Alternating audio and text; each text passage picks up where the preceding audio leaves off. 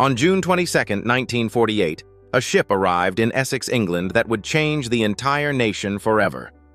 The HMT Empire Windrush docked at Tilbury Harbor carrying over 1,000 passengers. Among them were 492 Caribbean men, women, and children stepping onto British soil with one belief: they were coming home. Britain had invited them. Britain needed them. Britain said it wanted them. What they encountered instead was a nation that would spend the next 70 years trying to erase them. The Empire Windrush carried the sons and daughters of the British Empire. According to documented records, many were ex-Royal Air Force veterans who had fought for Britain in World War II. They came from Jamaica, Trinidad, Barbados, British Guiana. They came as nurses, as engineers, as construction workers. They came because Britain's post-war economy was in ruins, and Britain couldn't find its own people to rebuild it. According to historical records, the British government actively recruited Caribbean workers to fill vacancies in the National Health Service, the railways, and London transport. They were invited. They were wanted. They were needed. Under the British Nationality Act of 1948, Commonwealth citizens were granted full British citizenship, full rights, the right to settle, the right to belong. These weren't migrants. These were British subjects coming to the British motherland. Trinidadian calypso musician Lord Kitchener, aboard the Windrush, captured the collective hope in a song that became immortal. "London is the place for me." These words weren't desperate. They were hopeful. These were words of belief, belief that the mother country would welcome her children.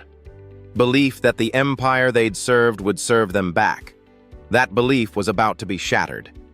According to historical accounts, even before the Windrush docked, government officials were sending urgent warnings. A month before the ship arrived, Jamaica's acting governor sent an airmail telegram to London expressing alarm. Most of these passengers have no particular skill, and few will have more than a few pounds on their arrival. There was panic at the prospect of Caribbean people arriving. Not gratitude, not welcome. Panic. When the Windrush passengers stepped onto British soil, they encountered signs that told the truth about Britain's actual feeling.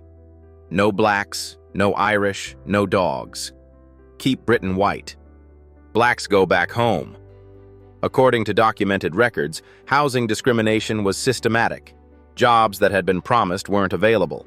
The National Health Service that had invited them now made them work the hours no white worker would accept. Nights, weekends, the brutal shifts, for wages lower than their white counterparts. By 1958, racial violence erupted. The Nottingham and Notting Hill riots made clear what Britain really thought of its Caribbean citizens. But they refused to leave. They bought houses in communities that wouldn't sell to them. They started businesses. They raised families. They sent their children to schools. They built churches and communities and cultures. They made Britain home whether Britain wanted them or not. Then in 1962, the British government passed the Commonwealth Immigrants Act.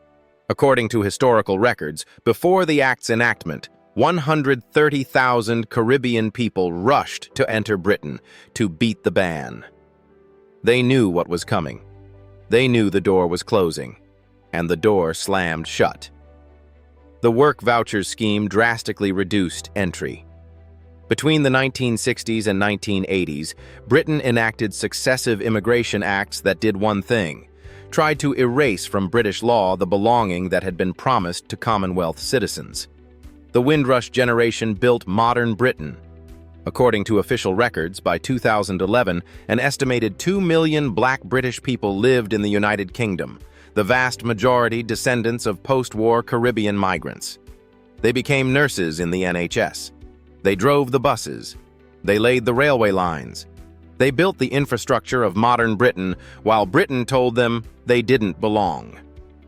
Sam Beaver King, a Jamaican RAF veteran who arrived on the Windrush, became the first black mayor of Southwark in 1983. He fought for immigrant rights his entire life. In 1998, Windrush Square in Brixton was named to commemorate what these people had done. But here's the bitter irony. In 2018, Decades after the Windrush generation had rebuilt Britain, the Home Office came for them. According to documented scandal records, they were told they were in the country illegally. After 50, 60, 70 years of building Britain, these citizens were detained, deported, denied health care, denied the rights they'd been promised in 1948. Many are still fighting for justice. The Windrush generation is proof of something America needs to understand, and Britain needs to finally admit: Black excellence doesn't need permission, doesn't need welcome, doesn't need gratitude. It builds anyway. It creates anyway. It transforms nations regardless of whether those nations are willing to claim it. Comment below. What do you think Britain owes the Windrush generation? Share this story with someone who thinks immigration is new. Subscribe to Ikemefuna History TV, because this is the story of how empires use people and then deny them. What untold story of resilience do you want us to uncover next? Tell us in the comments.